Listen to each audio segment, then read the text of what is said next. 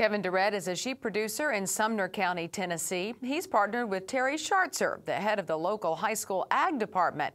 Kevin provides lambs at no cost to Terry's FFA program. Rural TV got the chance to follow the sheep through one of Terry's classes as we learn about the program that takes them to school. I'm one of the ag teachers at Portland High School. This is my 31st year. Agriculture at Portland High School has evolved a lot since I've been there. Today, you'll have an introduction class like agri-science or principles of agri-science, and then you can go in a lot of directions. Anything from forestry, wildlife management, small animal care, aquaculture. I have two goals for every kid that walks through my door.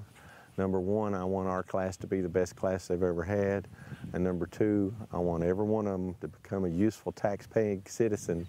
And I think that's an important lesson that we all need to be focused on across the education board. Terry approached me about using some lambs here, so I try to breed at the right time, or breed one group at the right time of the year to have them lambs ready for the fall, you know, when they use them in their ag class. I've been using registered white Doppler rams, so they're mostly Doppler now. They're easier than a wool sheep, I think, but it doesn't seem to have as many problems as a wool sheep. The wool sheep has to be sheared, where a hair sheep will shed most of the hair off. That's another advantage of the hair sheep over the wool sheep. You know, they'll breed out of season. You'll hit the higher markets, you know, you'll hit the low markets, but you'll hit the higher markets too. Generally in the spring, when everybody's got lambs, it's when your markets are lower. At the end of the first week, if you come into my class and you ask my students, what is the bottom line? Every one of them will raise their hand and say, the bottom line. We're not in it for a hobby. They got to be able to make a living. We have some leadership things that we do as far as the FFA and learning how to get up in front of a group and to speak. The first of the semester is the middle of August and it lasts through the middle of December.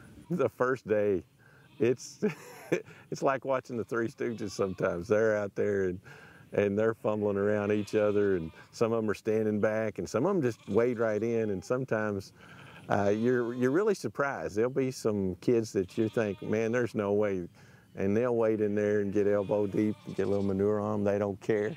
And there's some of them that really shy away from it. But they learn that everybody has to participate. If your lamb's not sheared, it's up to you to shear it. If it needs to be wormed, you better get it wormed. When they put the halters on them and they start trying to lead them around, sheep are notorious to just flop on the ground. And they've got to figure out how to keep it going, you know, and motivate it.